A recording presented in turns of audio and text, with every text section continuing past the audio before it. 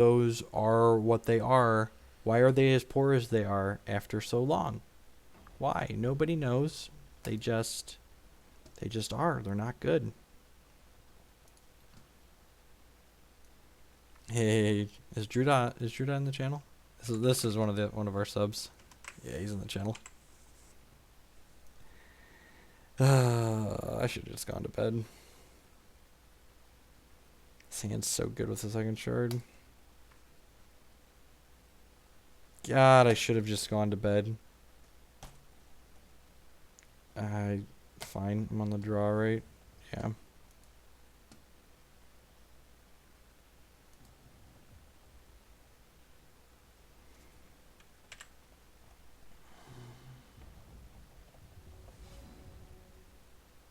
I mean, we're gonna get to kind of play a game, I guess.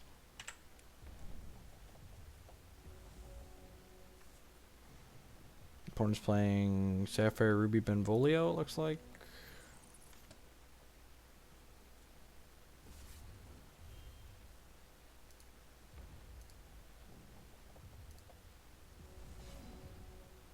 Alright, could have been worse. It's a castable at least. Access thing to a Ruby shard, or a Sapphire shard, it's a castable.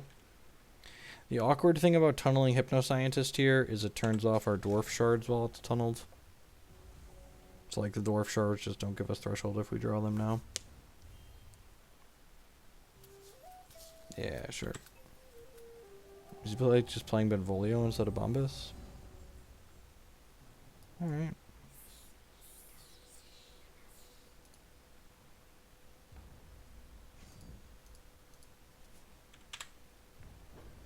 At least we drew the second shard, so we get to kind of play a game.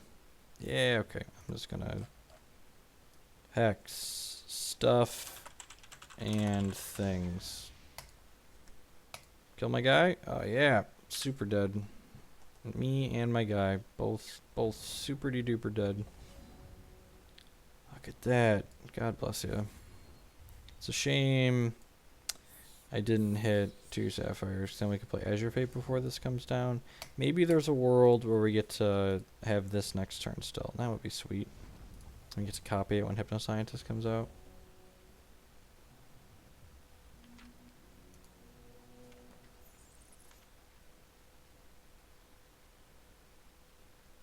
Should have gone to bed, right? Yep, just another thing to kill my guy. Why not? Why not? And I guess at least this hits him for 5. He's missing shards too, I suppose, but I'm assuming he's skipped taking shards at least once here. He's cast Sleight of Hand twice. It's pretty good. Better late than never, right? Got counter magic up now and quick Azure Fates. Actually gonna close this game out pretty quickly. Ran some shards off to be in an okay spot here. Just like playing Protect the Queen at the moment. He tries to kill this. Yeah, I'm just gonna counter magic this. Get out of here.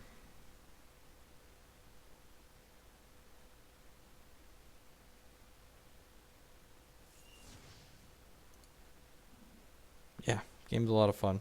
Don't Scorch Phoenix me. Sweet. Even running off shards here isn't that bad because, like, if we draw another shard next turn, we're going to, like, end step an Azure Fate Sorceress.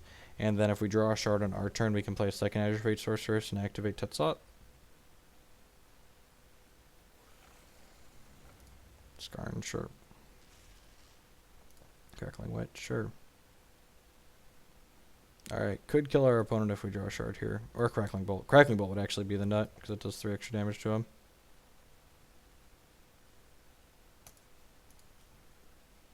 This puts him to 12, this puts him to 8, and then a shard. Sweet. So we play this, and then this puts him to 8, and then if we hit 4... Actually, we only need to hit 3. So this gets inspired by my other Azure Fate, so it does damage equal to its power to my opponent twice here. And then this reveals the top 10 cards in my library, and the number of shards. I get a guy with power and toughness. This gets a 5/5. And this 5/5 deals damage equal to its power to my opponent twice. That's 6/6, sorry. So it just does 12 to him. Burn you, because I still have all these. So we kept a speculative 6 and drew shards, and our opponent didn't. Sorry, Drew Da, if you watched the archive. I apologize. I definitely want Crackling Bolt in. Time Ripple doesn't seem particularly good against what our opponent's doing. Didn't see any constants out of him. I think I wouldn't mind Verdict of the Ancient Kings. I'm not sure if he's on Phoenix. I haven't seen that yet. I think I don't want Transmog. I guess Transmog's good against the Skarns.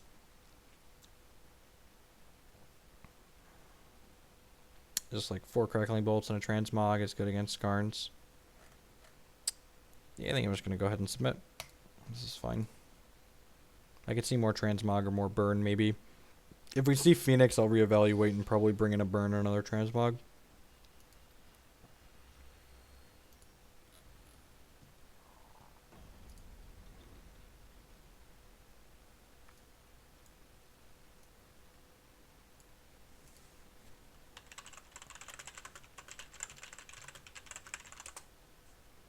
I'm going to keep this in the draw.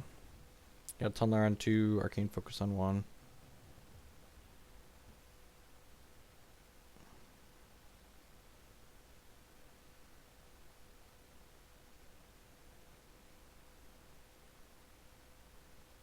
Yeah, you can grind for cards in Hex, and the difference when you're grinding cards in Hex is that unlike Hearthstone, your cards aren't locked into your account. So like just like Paper Magic and Magic Online, your collection is building value that you can actually like sell out of at any point if you wanted to for whatever reason. This hand's gonna have a sweet curve, so we go Slight on 1. Ruby Shard, Tunnel Hypnoscientist on 2. For Magic players in the audience who hasn't seen this before, tunneling is basically a combination of Suspend and Morph. So this card gets put, we pay 2 resources to basically exile this card, and it gets exiled face down, so my opponent doesn't know what card I've tunneled here. And then after 3 turns, this card comes into play with speed, so it can attack right away. But my opponent doesn't know which card this is, so they don't know how long it's going to take for this to untunnel. So next turn, we're going to go Shard of Invocation for 2nd Ruby, play this Hypnoscientist tunneled as well. Just drew Combat Training with Champion Power. That's pretty unlucky. Ooh. Ooh. That's interesting.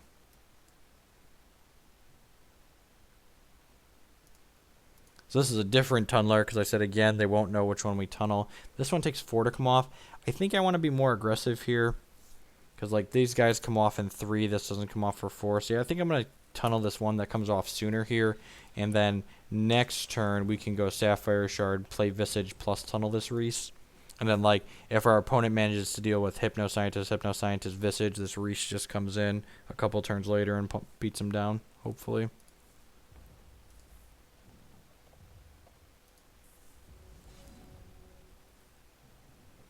God, that's so good. We got another one. All right, let's go ahead and play this and crash for 2. Will not be surprised when this eats a Burn or a Crackling Bolt or something. Or a Transmog even. Let's pause a Transmog. So this card's really sweet. Whenever I play a card that costs 5 or more, this card copies itself. Yeah, if it's alive. Burning Tendril, sure. It's pretty good. Pass priority. Tunnel this Reese. So next turn, this Hypnoscientist untunnels because it only has tunneling for 3. So again, opponent has no idea what these cards are. He just sees face down cards on his side of the screen.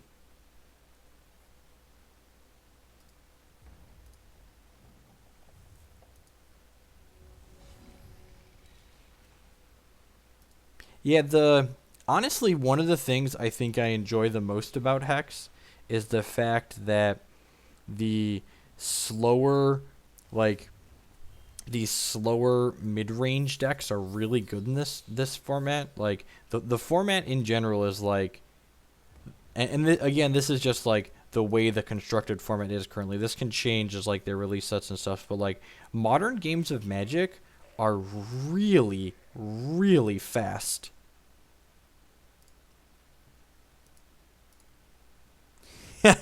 Well, that's unlucky for my opponent. He cast Transmog on my guy, and it turned it into something that was better than the other one.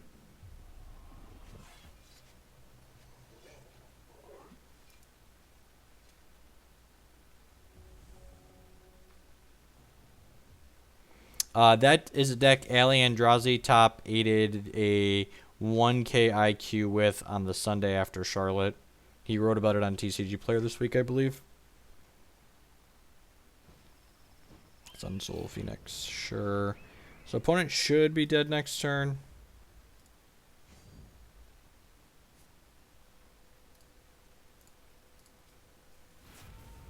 I guess I should have counted. I think he's still dead even with me doing that. So this Hypnoscientist comes into play, which copies my Visage, and then I hardcast this Hypnoscientist from my hand, which copies both of these Visages. He's just dead to these, but we'll play this and double them some more here.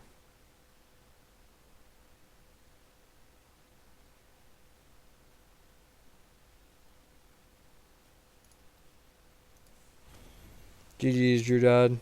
Hopefully he'll be back here in a second. I runnered you in that first game worse than my opponent did in the other game. I'm gonna play one more match and then we're gonna call it a night. Just a quick little hour blip here. Few matches.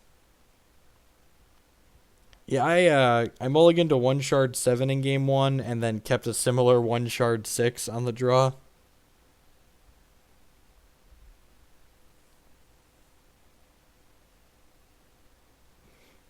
Even like standard Magic, like playing standard in Magic is pretty reasonable, but like even like the super aggressive human decks that are like tier 1, like the super aggressive decks in Hex are not tier 1. Like their consistency just isn't there, and they're not nearly as punishing on average as the aggressive decks are in Magic. So I definitely think the current format for Hex I enjoy more than a lot of the current formats for Constructed Magic. Drew Dot, do you think Benvolio is better than McBombus with what you're doing there?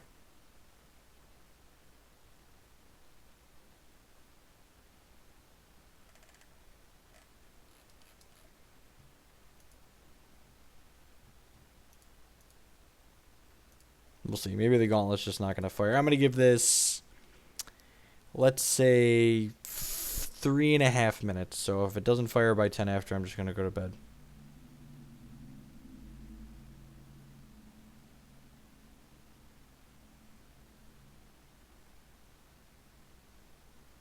With Wits and the Rage Fire. Sure. That's fair.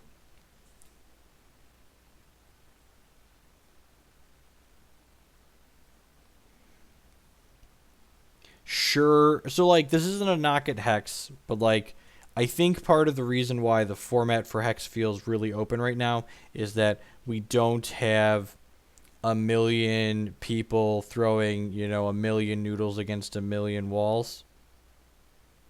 So, like, there's less people grinding Hex right now than there are grinding Magic events. Yeah, Rage Fire is very powerful. I definitely agree with that.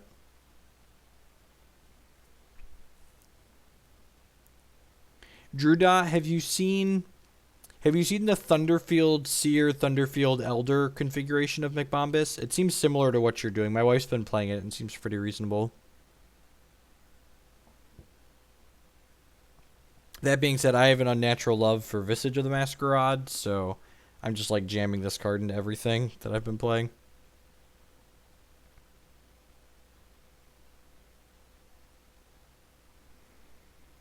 It seems awkward with combat training. I'm not sure I'd play combat training in your deck.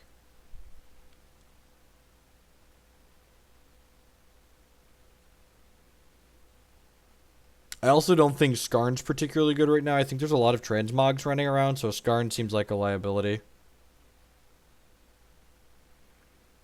Yeah, and hexmeta.com is awesome. It reports everything. All of the paid for constructed events, you see all the deck lists on there. It's awesome. Okay, fair.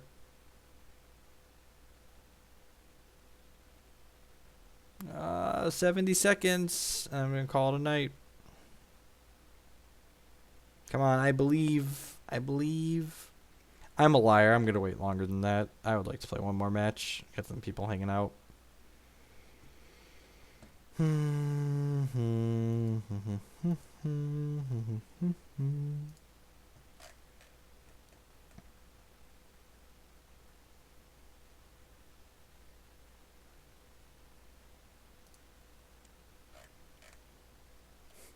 the world of Magic, did you see the green-white tokens deck that won Manchester was literally playing 2 Chandras to cast off of Oath of Nissa? That's super fucking hot.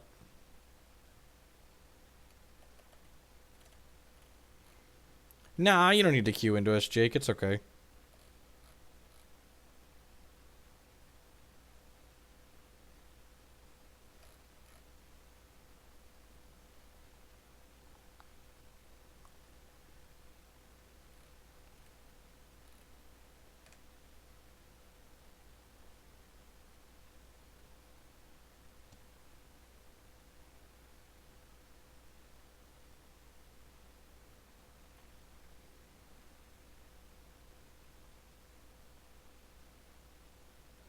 God, this blue-red Eldrazi deck is so weird. Spatial Contortion is such a messed up Magic card.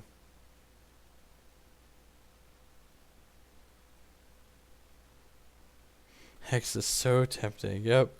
Yeah, I should probably go to bed too. The kids are sleeping. My wife is sleeping.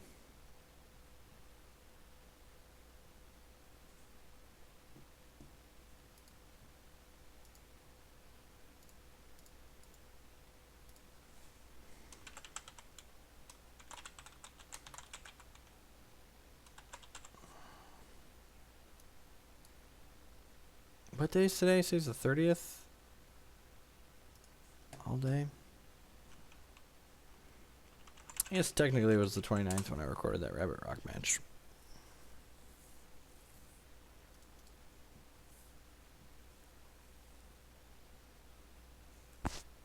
How does one resub? So I've never actually subscribed to anyone on Twitch, but I think it should automatically prompt you to renew, I would imagine. It seems like a bad system if it didn't.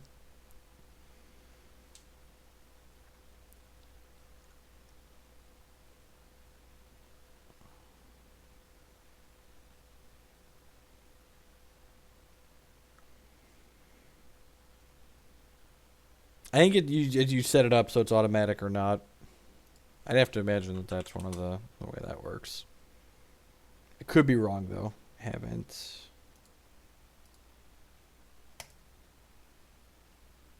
God, GitHub is great. I don't know how people managed code before GitHub existed. It must have been miserable. Just like the highlighting changes and like I don't even have to like open my terminal or my Git application to like merge their commits. Just like click the buttons in the browser. It must have been really awful managing code bases before that.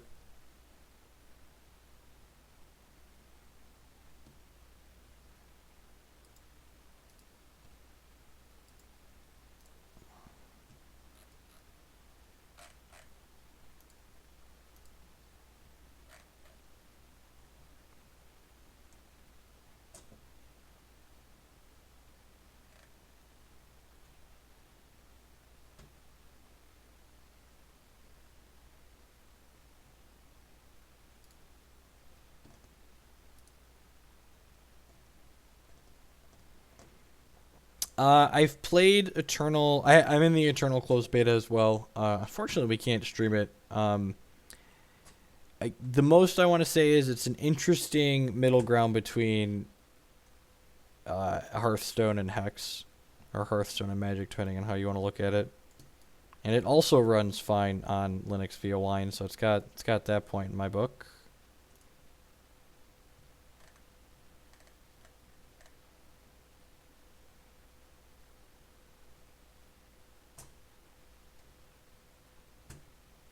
All right, I'm going to go ahead and call it a night, folks. I'll be back tomorrow.